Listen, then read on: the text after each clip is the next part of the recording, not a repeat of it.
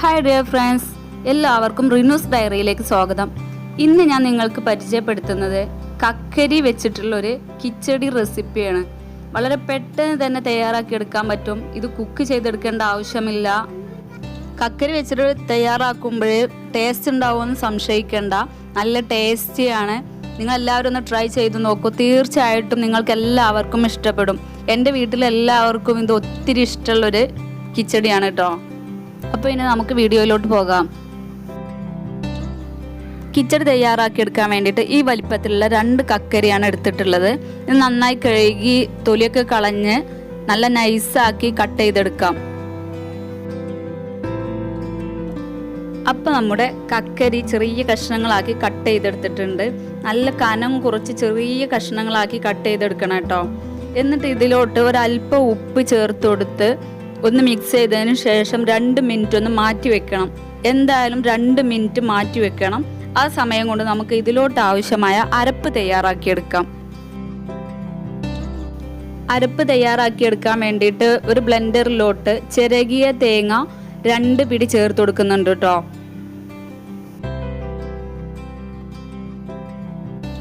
പിന്നെ ഇതിലോട്ട് ഒരു പച്ചമുളക്, കൂടുതൽ എരിവ് ആവശ്യമുള്ളവർക്ക് ഒരു മുളക് കൂടെ ചേർത്ത് കൊടുക്കാം. ഞാൻ ഒരു പച്ചമുളക് എടുത്തിട്ടുള്ളൂ.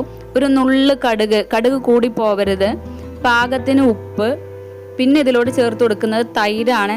3 ടേബിൾ സ്പൂൺ തൈര് ചേർത്തിട്ടാണ് ഞാൻ അരച്ചു കൊടുക്കുന്നത്. നന്നായിട്ട് അരച്ചെടുക്കണം. നല്ല ഫൈനായിട്ട് അരച്ചെടുത്ത് വരാം. അപ്പോൾ നമ്മുടെ അരപ്പ് റെഡി ആയിട്ടുണ്ട്. നല്ല ഫൈനായിട്ട് അരച്ചെടുത്തിട്ടുണ്ട്. ഈ ഒരു പരുവത്തിലാണ് അരച്ചെടുക്കേണ്ടത്.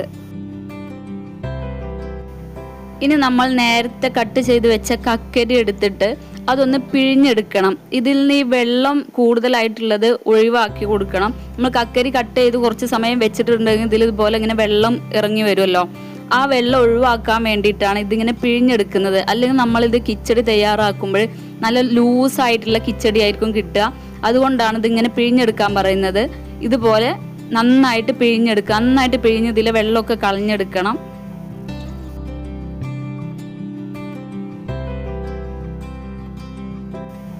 കക്കരി മുഴുവനായിട്ട് പിഴിഞ്ഞെടുത്തിട്ടുണ്ട്. ഇനി ഇതിലോട്ട് നമ്മൾ അരച്ചു വെച്ച അരപ്പ് മുഴുവനായിട്ട് ചേർത്ത് കൊടുക്കാം.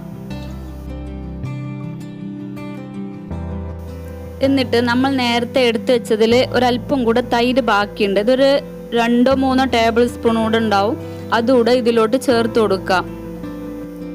അതിനുശേഷം ഒരു ചെറിയൊരു മധുരത്തിന് വേണ്ടിയിട്ട് ഒരു 1/2 ടീസ്പൂൺ പഞ്ചസാര കൂടെ ചേർത്ത് കൊടുക്കാം. കിച്ചടി ആകുമ്പോൾ ചെറിയൊരു മധുരം ഉണ്ടാവുമല്ലോ, അതിന് വേണ്ടിയിട്ടാണ് പഞ്ചസാര ചേർത്ത് കൊടുക്കുന്നത്. എന്നിട്ട് നന്നായിട്ടൊന്ന് മിക്സ് ചെയ്ത് കൊടുക്കാം. അപ്പോൾ ഇത് നന്നായി മിക്സ് ചെയ്തെടുത്തിട്ടുണ്ട്. ഇനി ഇതിലോട്ട് നമുക്ക് താളിച്ചൊഴിക്കാം. ഒരു പാൻ ചൂടായി വന്നതിന് ശേഷം 1 ടേബിൾ സ്പൂൺ വെളിച്ചെണ്ണ ഒഴിച്ചു കൊടുക്കാം. എണ്ണ ഒന്ന് ചൂടായി വന്നിട്ടുണ്ടെങ്കിൽ ഇതിലോട്ട് ഒരല്പം കടുക് ചേർത്ത് കൊടുക്കാം.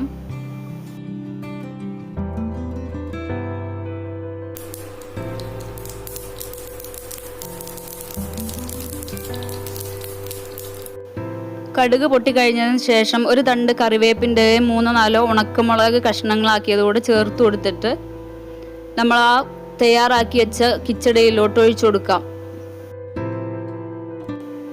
അപ്പോൾ നമ്മുടെ സിമ്പിളും ടേസ്റ്റി ആയിട്ടുള്ള കക്കരി കിച്ചടി തയ്യാറായിട്ടുണ്ട്. വളരെ പെട്ടെന്ന് തന്നെ തയ്യാറാക്കിയെടുക്കാൻ പറ്റും. നിങ്ങൾക്കെല്ലാവർക്കും തീർച്ചയായിട്ടും ഇഷ്ടപ്പെടുമെന്ന് വിചാരിക്കുന്നു. എല്ലാവരും ഒരിക്കലെങ്കിലും ഒന്ന് ട്രൈ ചെയ്ത് നോക്കണേ.